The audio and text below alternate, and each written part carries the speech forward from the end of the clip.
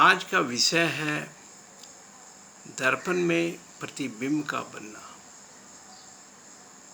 इसे समझने के लिए प्रकाश के परावर्तन से जो जुड़े रेखा डायग्राम है, रे डायग्राम है, उनकी हमें समझ होनी चाहिए।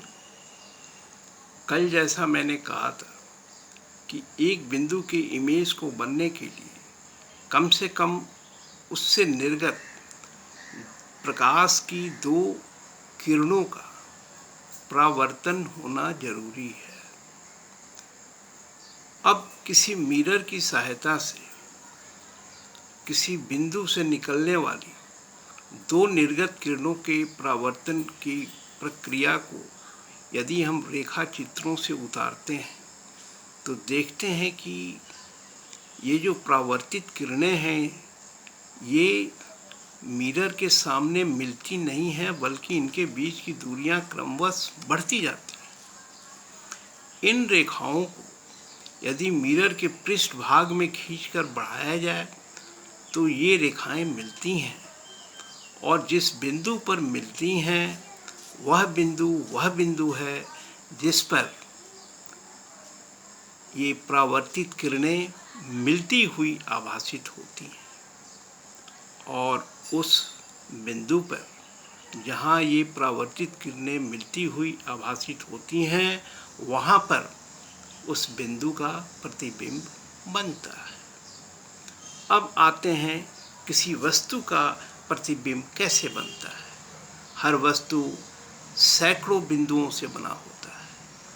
अगर एक ही साथ शरीर के या वस्तु के सारे बिंदुओं का प्रतिबिंब एक साथ बन जाए तो वस्तु का प्रतिबिंब बन जाएगा। हमारा रोज का अभ्यास है, जब हम मिरर के सामने खड़े होते हैं तो अपनी तस्वीर देखते हैं। हमारा जो वास्तव में दाहिना आँख है वह मिरर का बायां आँख होता है, वो प्रतिबिंब का बायां आँख होता है। हमारा अपना जो बायां आँख होता है वह प्रतिबिंब का दायां आँख होता है। इसे आसानी से रे डायग्राम के एनालिसिस से समझा जा सकता है। अब हम आते हैं कुछ प्रश्नों को लेकर जिसका उत्तर देना यहाँ जरूरी है, जो प्रतिबिंब के संबंध में है।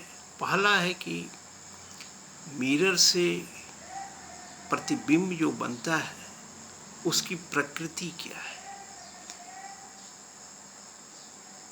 वे बिंब जो परिवर्तित किरणों के मिलने की आभास होने वाली परिस्थितियों में बनते हैं, वे प्रतिबिंब आभासी प्रतिबिंब कहे जाते हैं, वर्चुअल। और दर्पणों में आभासी प्रतिबिंब बनते हैं, वो सीधे दिखाई देते हैं, खड़े दिखाई देते हैं, वर्चुअल एंड इरेक्ट। और दूसरी बात है कि यदि हम जानना चाहें कि वस्तु का प्रतिबिंब जो है उसका वस्तु की ऊंचाई के साथ क्या संबंध रहता है, तो जो प्रतिबिंब की जो ऊंचाई होती है वो वस्तु की ऊंचाई के ही बराबर होती है। हम कह सकते हैं कि दोनों के बीच का जो रेशियो होता है वह 1:1 होता है। अब एक और प्रश्न है, हम जैसे अपनी तस्वीर देखते हैं, यदि हम अपने को देखें और तस्वीर को देखें तो दोनों की तीव्रता में फ़र्क दिखाई देता है। फ़र्क क्यों दिखाई देता है? फ़र्क इसलिए दिखाई देता है कि हर माध्यम जो है वह प्रकाश के कुछ अंश को शोषित कर लेता है, और इसीलिए हमारा प्रतिबिंब जो है मूल वस्तु के इंटेंसिटी से कम दिखाई देता है। अगर तुम एक प्रयोग करो, दो समानांतर दर्पणों के बीच में यदि किसी वस्तु को रखो तो उसमें तुम देखोगे कि बहुत से इमेज बन रहे हैं लगातार, लेकिन हर इमेज की जो इंटेंसिटी है वो क्रमवश कम होती जाती है। अब हम तुम्हें समझा रहे हैं कि दर्पण क्या है।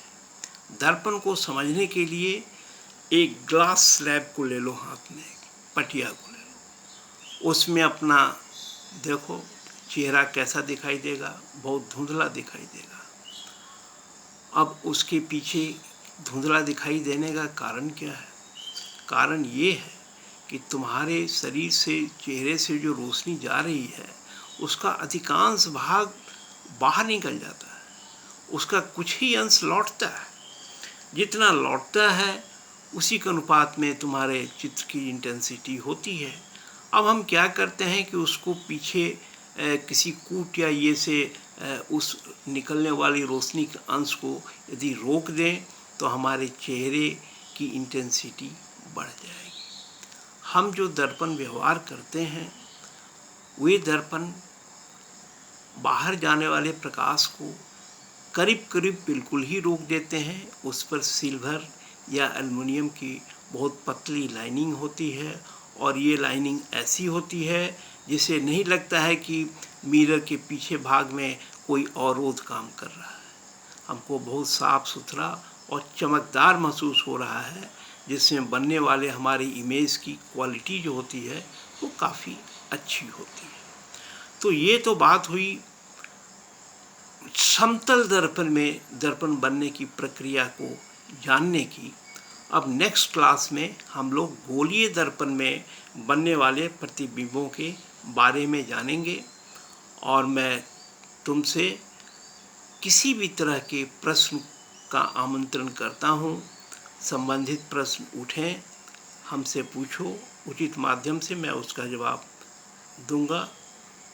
इसके लिए मैं आश्वासन देता हूँ।